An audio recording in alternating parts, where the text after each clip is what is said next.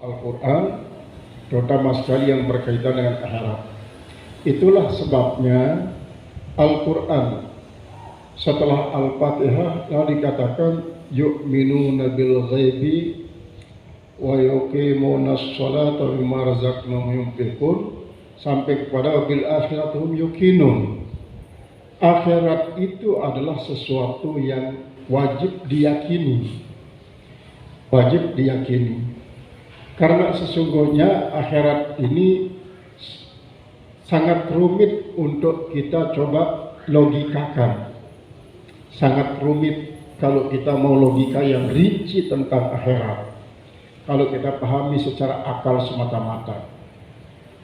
Sehingga para ilmuwan barat banyak yang tidak meyakini adanya akhirat itu karena mereka menganggap bahwa yang ada ini hanyalah sesuatu yang fisikal, sedangkan yang metafisik itu kadang-kadang hanya sekedar khayalan menurut mereka, karena sulit untuk diverifikasi, sulit untuk dievaluasi menurut pemahaman mereka. Karena itulah sebabnya maka kalau yang mengandalkan akal semata untuk memahami tentang akhirat maka sangat-sangat sulit, karena memang tataran daripada akal manusia kalau tidak dibimbing oleh Allah melalui firman-firman-Nya yang diturunkan kepada para nabi rasul dan tidak dibimbing secara langsung oleh Allah Subhanahu wa taala, maka mereka sama sekali tidak percaya yang namanya akhirat.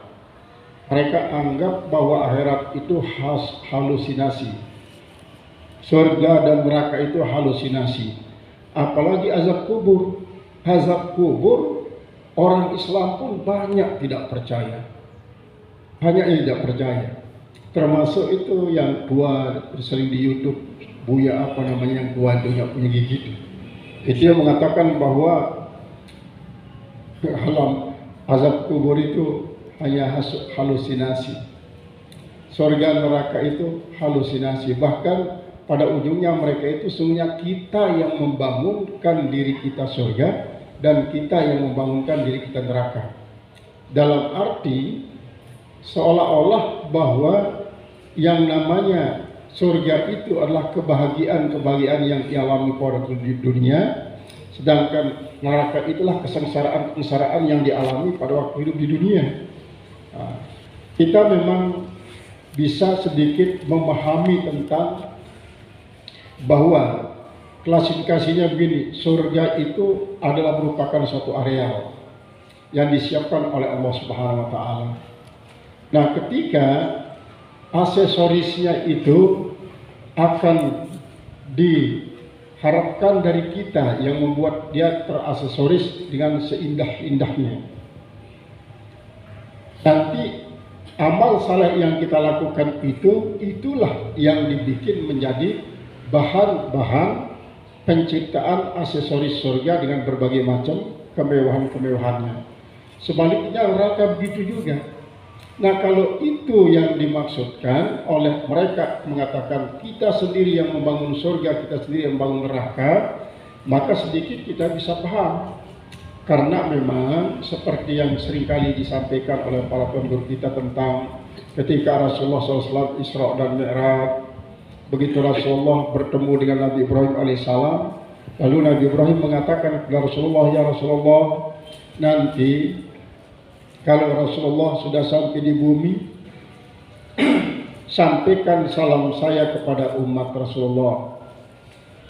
Beritahukanlah mereka itu kabar gembira bahwa zikir-zikir kalimat la ilaha illallah yang ia baca terus-menerus itu adalah menjadi batu bata daripada bangunan istana yang dibangunkan buat dirinya di akhirat nanti. Sehingga kalimat thayyibah ini yang kuncinya adalah la ilaha illallah. Nanti ada subhanallah, ada alhamdulillah, ada Allahu akbar.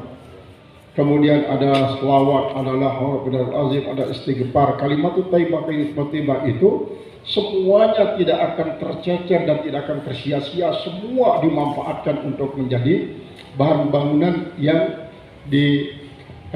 pergunakan untuk membangunkan istana.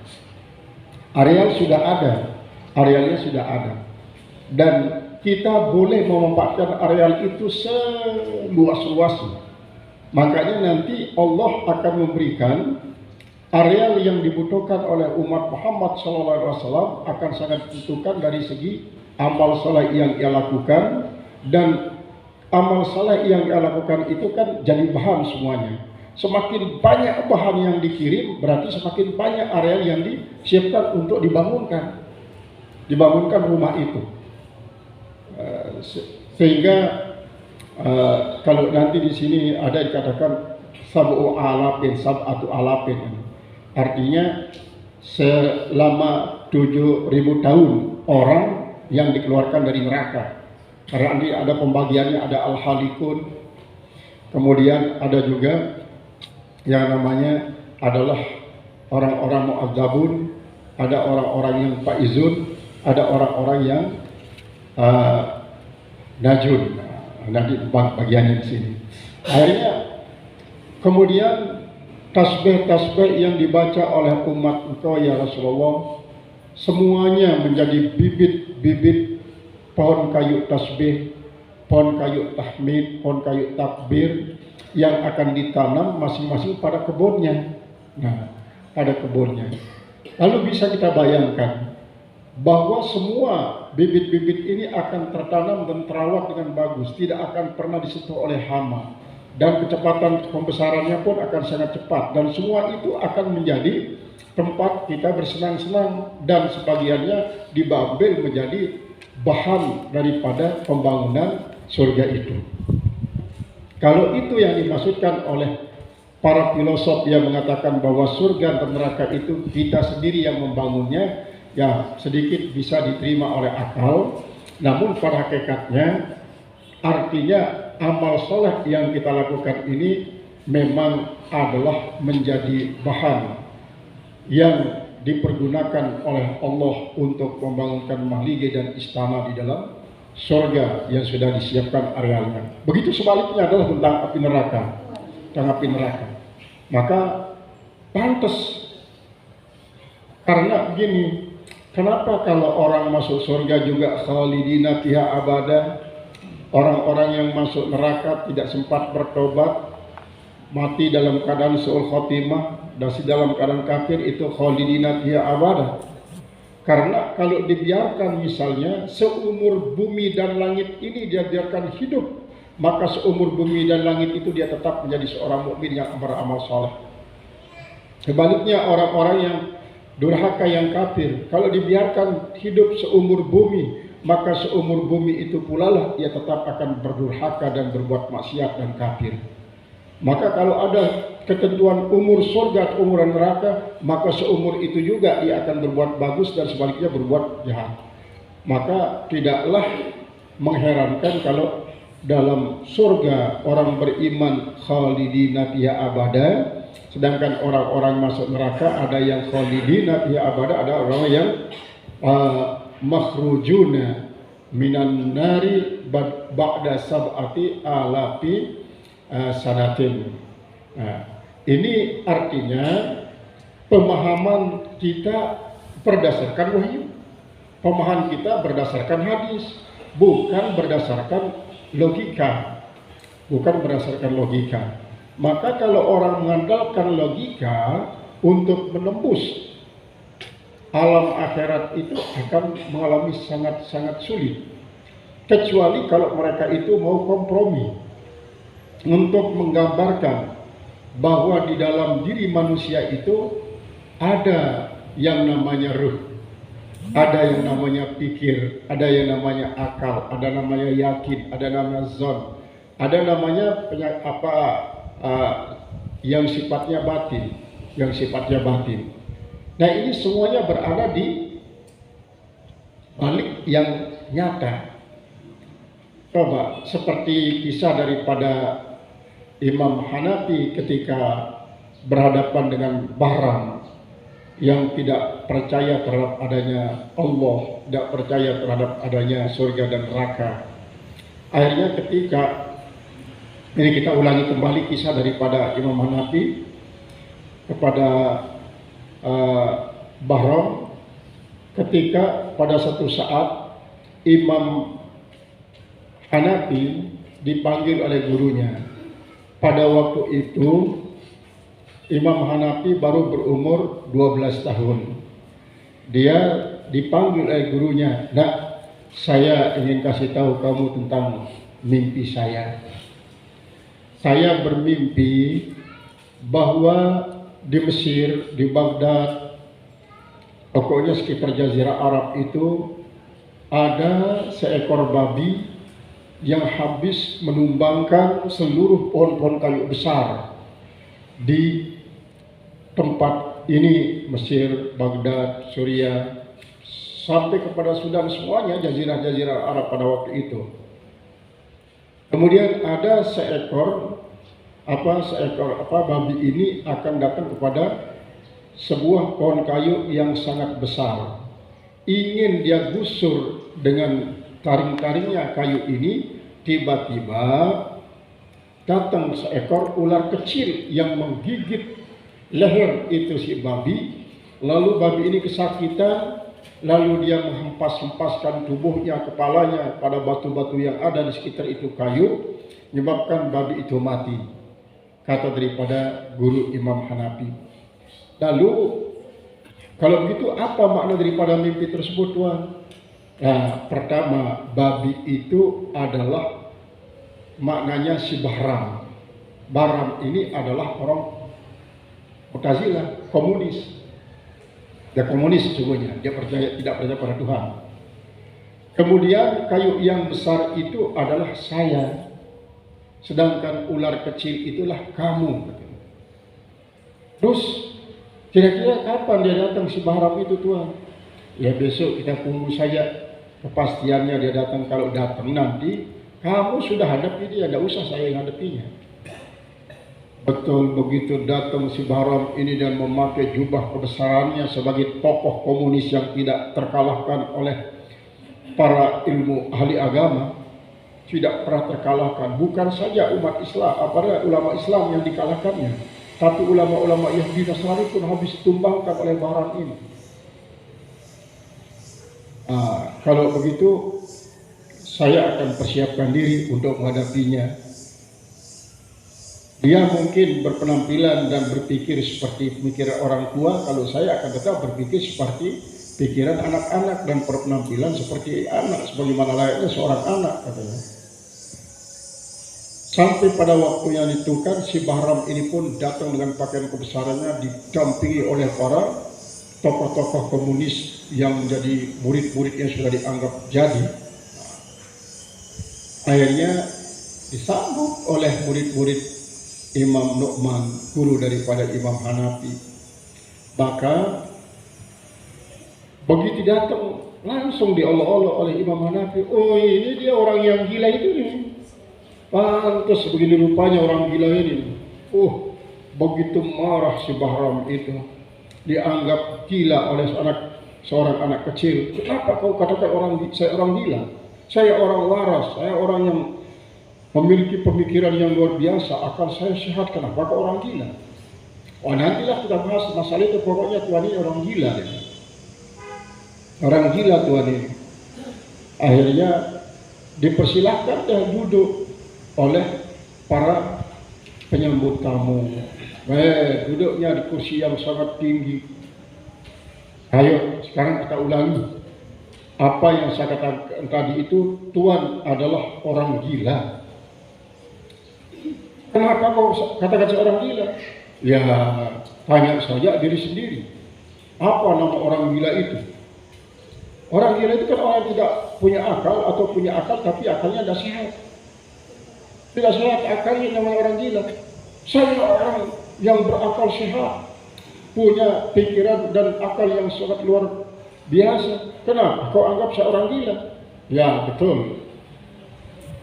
Kalau begitu, Tuhan ini memang orang sehat, punya akal. Kira-kira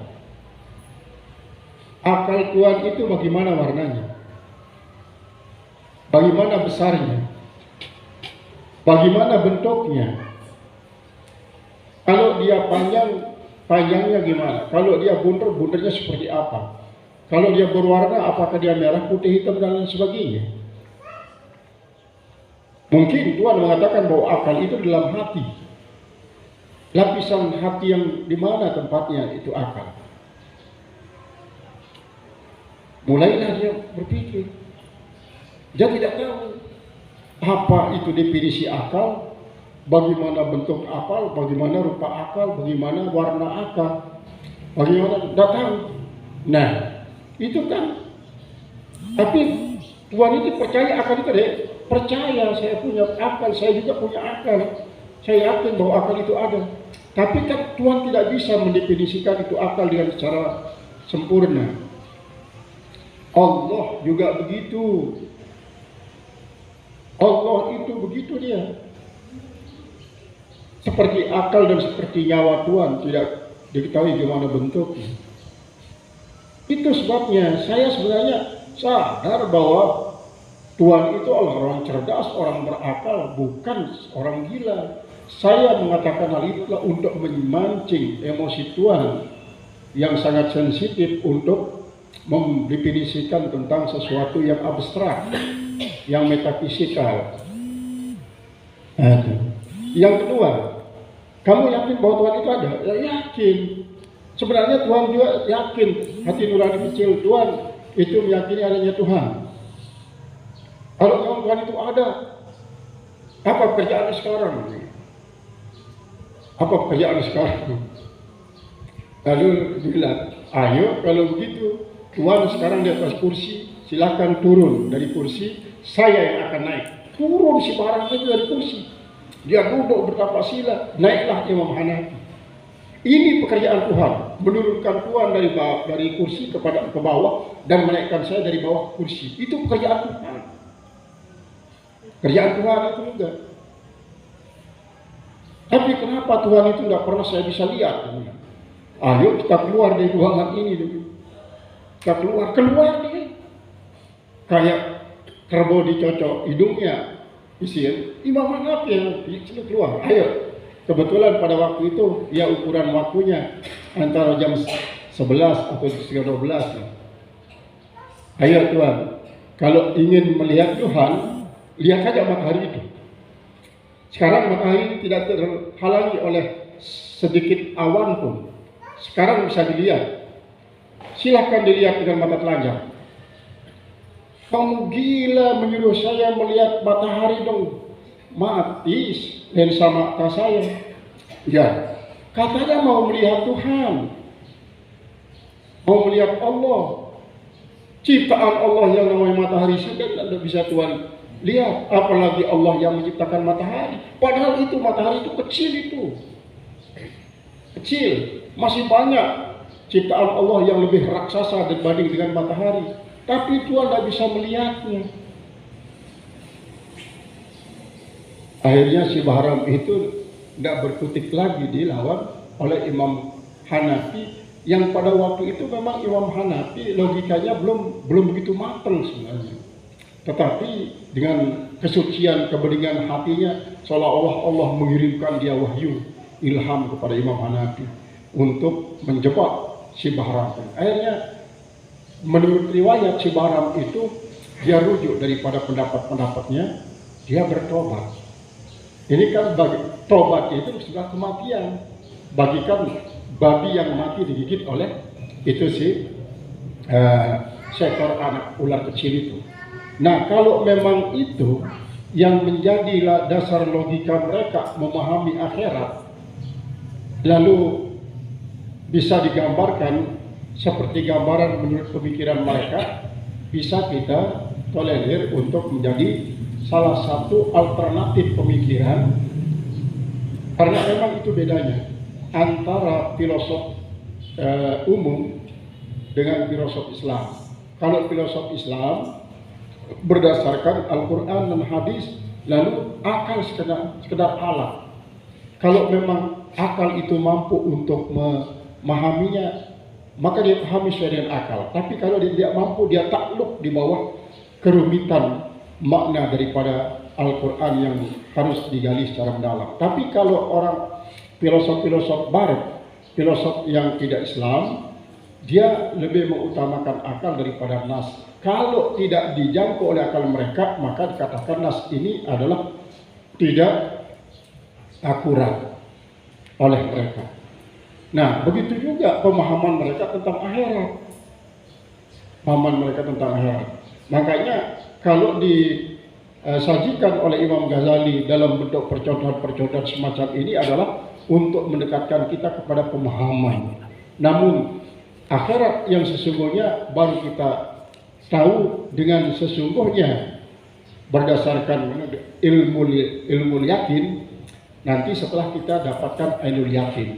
Sekarang ini kita ilmu yakin.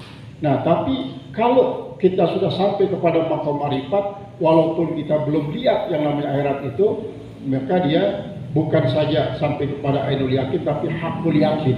Kita sudah sampai kepada hakul yakin, walaupun makom daripada hakul yakin kita itu belum seperti hakul yakinnya para arifin, kaum arifin. Nah, itu tentang jadi diparatkan bagikan orang-orang yang mimpi, apa yang terlihat dalam mimpi itu sungguhnya penglihatan rauhul yakazahnya yang melanglang buana tanpa batas apapun. Artinya roh ini kan lintas batas dia, lintas batas area atau batas era. Jadi lintas era dan lintas area. Lintas era artinya adalah sampai hari kiamat pun ke depan bisa dilihat oleh roh kalau dibukakan hijab oleh Allah. Kemudian jauh sebelum Nabi Adam ada bisa dilihat oleh roh. Karena apa? Roh ini kan sesungguhnya duluan ada daripada Nabi Adam. Jadi lintas area dan lintas era. Nah, itu menunjukkan kalimat kun fayakun ini menunjukkan betapa dahsyatnya kekuasaan Allah.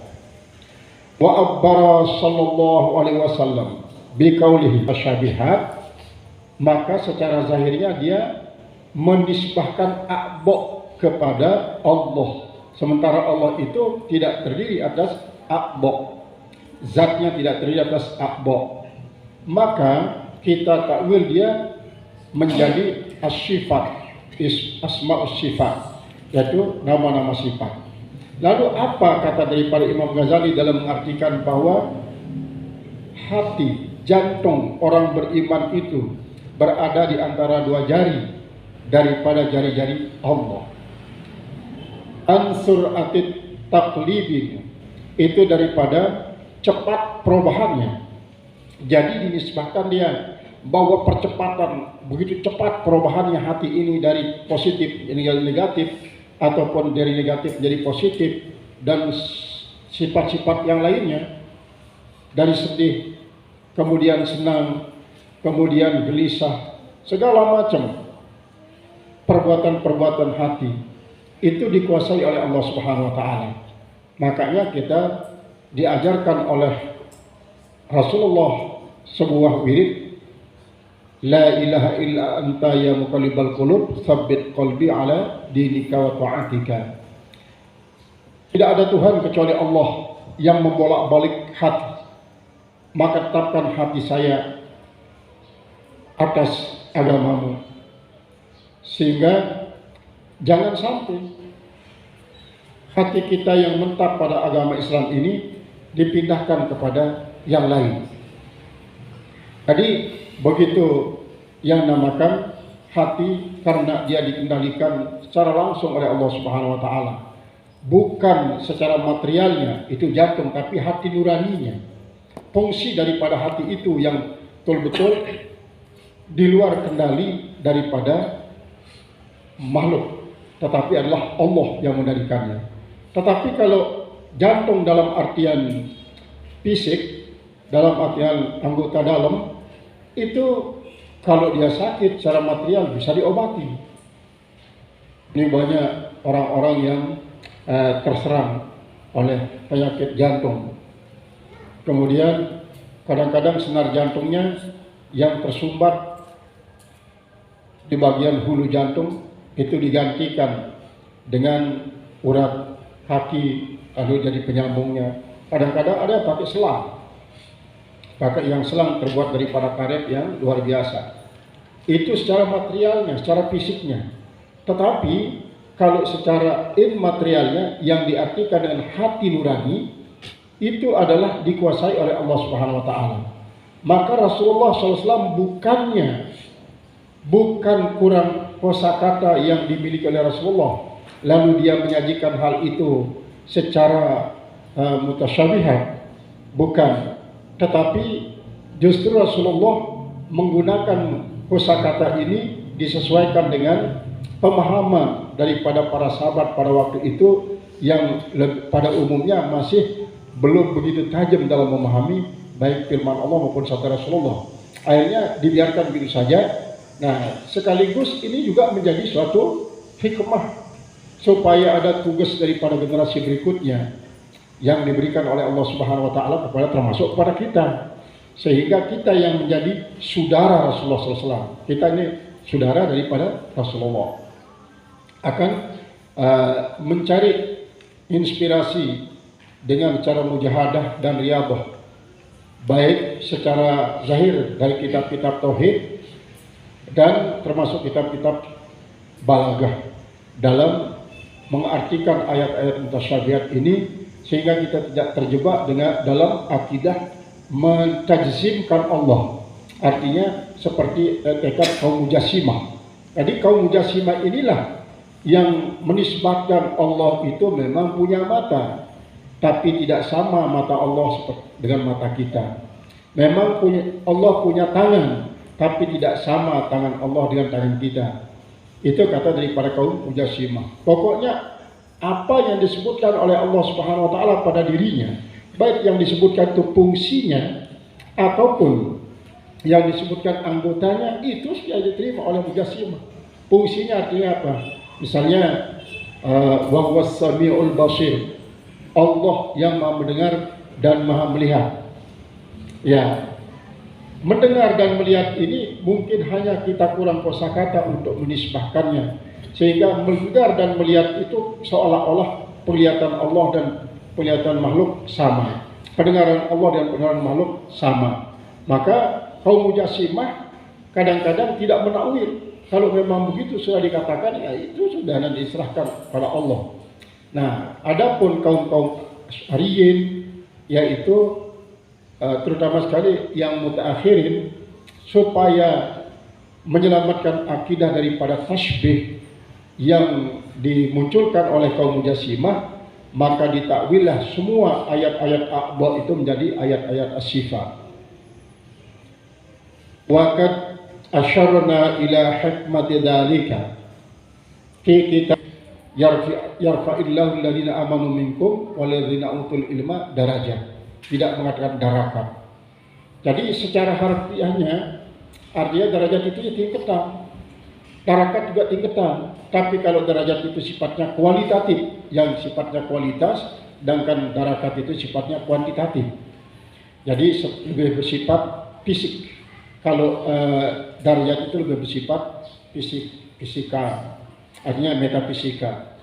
Alal hasanati wasai'at, atas kebaikan-kebaikan dan kejahatan-kejahatan. La yumkinu illa bidarbil mithal, tidak akan bisa mengetahui pembagian daripada derajat dan darakat itu kecuali dengan menggunakan misal-misal. Faltafham minal mutlil ladzi nadribuhu ma'nahu.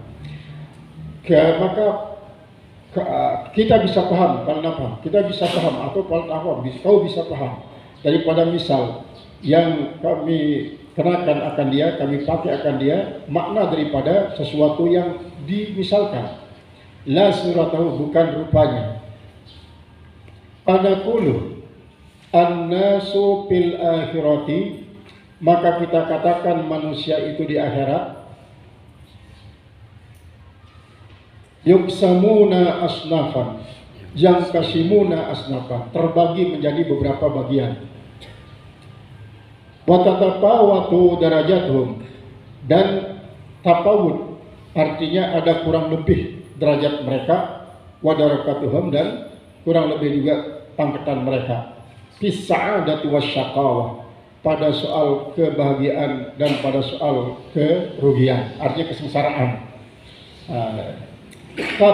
Tafawutan la yadkhulu tahtal hasri, yang tafawut yang kurang lebihnya tidak masuk di bawah keterbatasan. Kama tafawatu fi sa'adati dunia, sebagaimana mereka itu ada kurang lebih bertafawut dia pada kebahagiaan dunia, wasyakawatiha, dan kerugian dunia, kesengsaraan dunia. Wala tubarakul akhiratu fi hadzal makna aslan albattah, maka tidak bisa dipisahkan akhirat itu pada makna semacam ini sama sekali. Artinya soal pembagian manusia yang sakawah dan sa'adah itu hanya gambaran-gambaran secara zahir, tidak berarti mesti demikian adanya tingkatan manusia di akhirat. Tidak mesti seperti itu. Boleh jadi akan menjadi sangat banyak tingkatan-tingkatannya. Ya, seperti orang-orang Mu'tazilah kan mengatakan ada yang ahli surga, ada yang ahli neraka, ada yang manzilah bainal manzilatain. Tidak masuk surga, tidak masuk neraka. Siapa yang tidak masuk surga, tidak masuk neraka? Orang kafir yang beramal saleh dan orang beriman yang beramal jahat. Dia iman, tapi dia jahat. Tidak berhak masuk neraka, tidak berhak masuk surga, kemudian tidak boleh dimasukkan dalam neraka. Disinilah tempatnya, di manzilah manzilatain, kata Mu'tazilah. Begitu juga sebaliknya, orang yang kafir tapi beramal soleh, yang berbuat bagus, yang menciptakan pesawat untuk jadi transportasi pergi ke Mekah, dia juga menciptakan segala macam, banyak diciptakan. Itu kadang-kadang yang menyebabkan orang sekarang ini memiliki hipotesa bahwa orang Islam itu ketinggalan dalam teknologi. Orang-orang Islam ketinggalan dalam teknologi, kata mereka. Karena dari hipotesa semacam itu, jadi bagaimana mereka mengadakan penelitian lalu mengambil konklusi sehingga katakan bahwa umat Islam sekarang ini ketinggalan dalam bidang teknologi. Nah, itu disebabkan oleh karena apa? Karena pemahaman-pemahaman sudut pandangnya yang berbeda. Kemudian terlepas daripada itu semua, bahwa urusan akhirat ini tidak bisa kita akan pahami persis seperti apa yang diuraikan oleh para ulama dalam kitab-kitabnya. Artinya itu pembahasan sebatas kemampuan daripada kemampuan manusiawi. Sedangkan hakikatnya ya Allah saja yang tahu. Inna mudabbiral mulki wal malakuti. Maka sesungguhnya Allah yang mengatur kerajaan dunia dan kerajaan akhirat itu wahidun, satu. Dia yang menguasai dunia dan juga yang menguasai akhirat. La syarikalah, tidak ada sekutu baginya. Kemudian wasunnanuhu sadiratu an iradati, dan sunnah-sunnahnya yang lahir daripada kehendaknya al-azaliyah, yang sifatnya azali. Mutarradatun la tabdilalah, yaitu adalah ditetapkan, tidak ada penggantian baginya kecuali kalau Allah mau menggantinya. Artinya tidak ada sedikit pun pengaruh makhluk untuk turut campur merubah apa yang sudah ditetapkan oleh Allah atau menetapkan apa yang sudah dirubah oleh Allah. Pokoknya Allah yang menguasai segalanya. Illa, kecuali anna, sesungguhnya kita, in ajazna an ihsa'i ahadid darajati, jika kita lemah daripada menghitung satu persatu derajat itu, satuan daripada derajat itu, falana juzu an ihsa'il ajnasi, maka kita juga sesungguhnya kalau begitu tidak akan lemah daripada menghitung akan jenis-jenis. Karena apa? Banyak manusia yang diberikan pemikiran oleh Allah Subhanahu wa taala, bisa dia mengetahui sesuatu dengan teori-teori yang sudah ditentukan. Seperti halnya salah satu contoh misalnya hisab. Ishak ini tentang penanggalan bulan. Itu Tuan Guru Ibrahim pernah bikin kalender seumur dunia dengan teori yang sudah ada. Saya lihat juga ada itu sebuah buku besar seperti ini. Di situ ada pertemuan antara tahun Masehi dengan tahun Hijriah, sampai dari tahun Hijriah yang pertama sampai sekarang ini. Itu semuanya adalah berdasarkan hasil teori-teori mereka. Sehingga kalau pada tahun 2030 nanti tanggal berapa bulan apa dari tahun Masehi jatuhnya tanggal 1 Muharram, itu bisa dibayangkan dari teori-teori yang sudah ada. Itu secara teoritis. Itu sebatas kemampuan daripada manusia yang diberikan oleh Allah Subhanahu wa taala.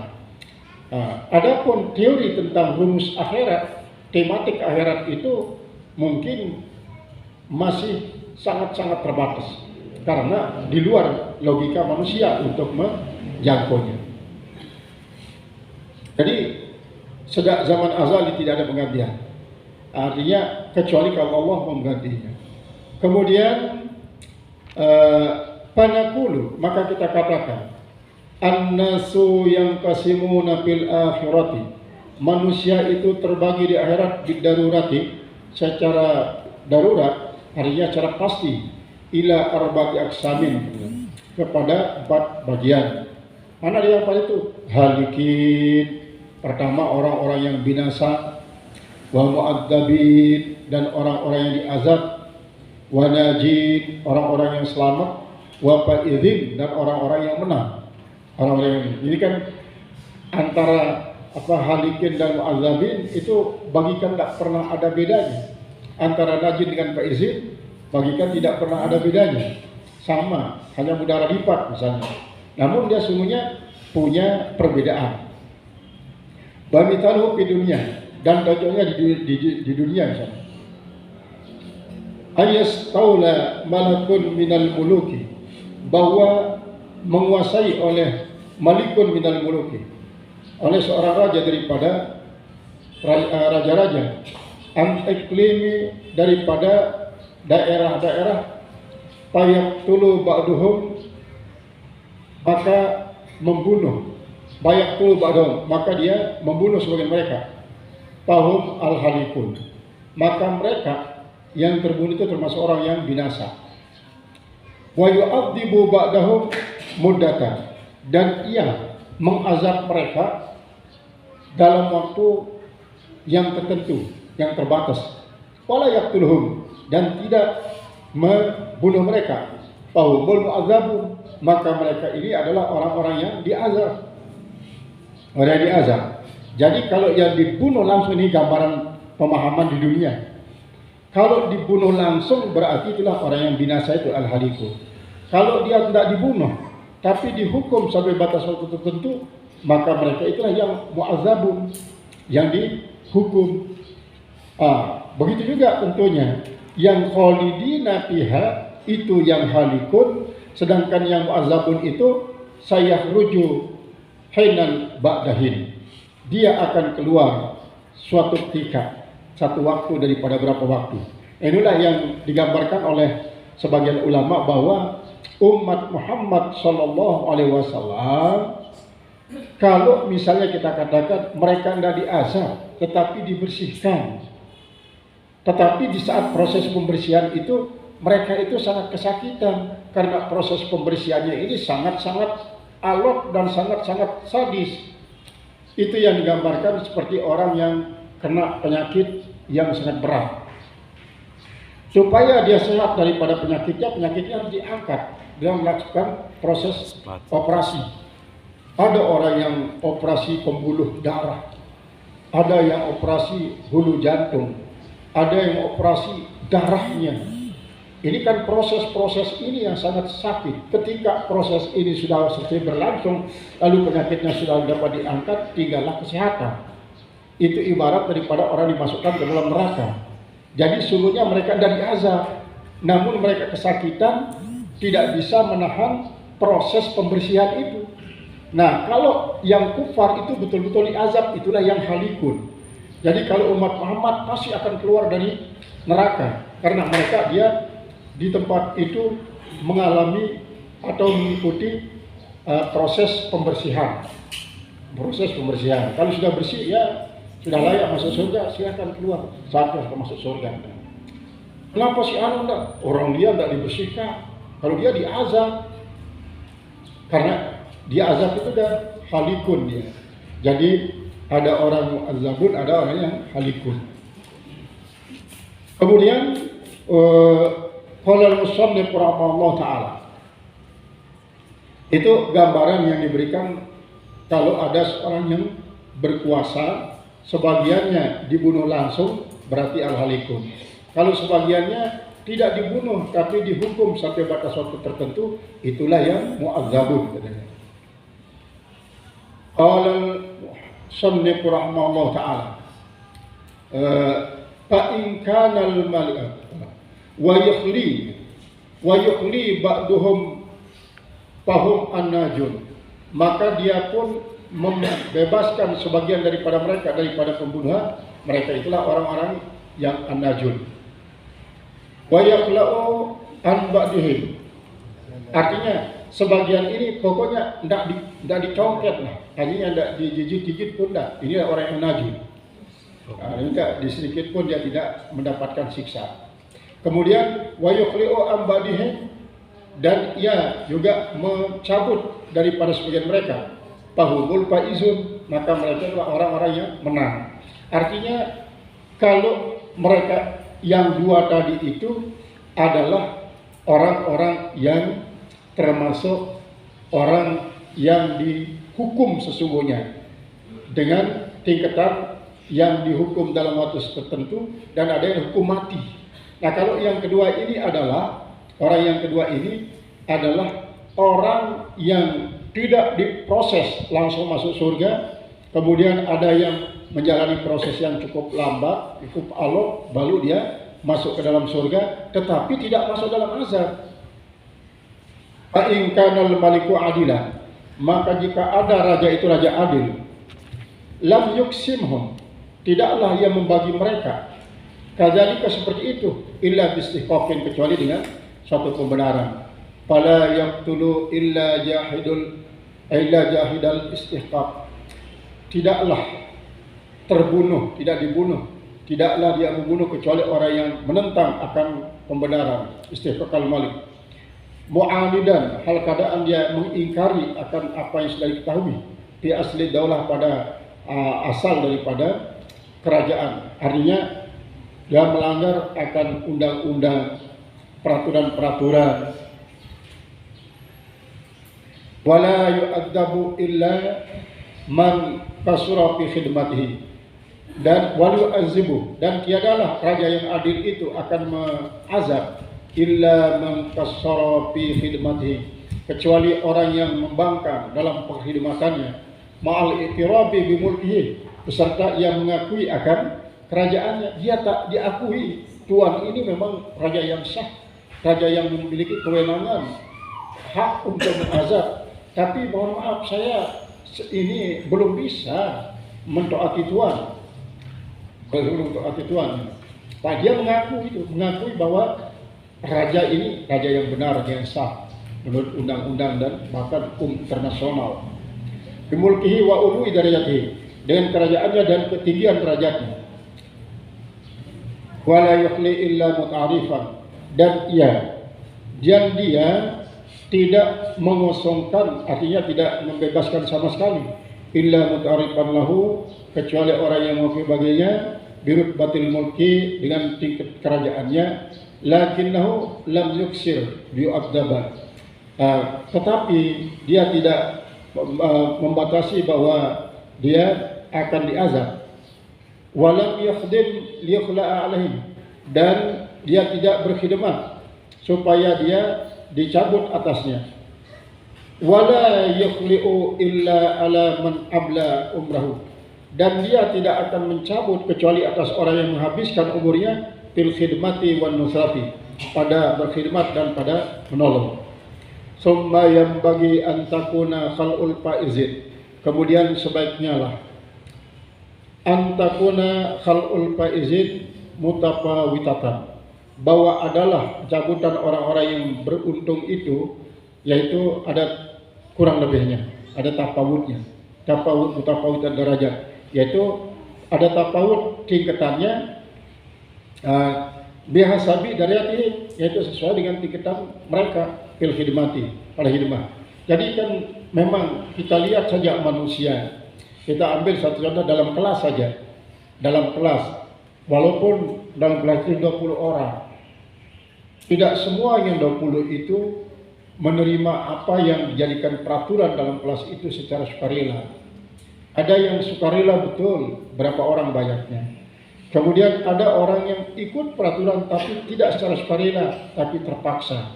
Ada di antara yang 20 orang itu tidak mau ikut peraturan, tidak mau ikut peraturan, sehingga walaupun dia hukum, dia tidak peduli. Dan ada yang sama sekali tidak mau tengok peraturan, tidak mau tahu juga. Nah itu biasa darajatihim fil khidmah. Wa yalakil halikin, dan membinasakan orang binasa, imma tahqiqan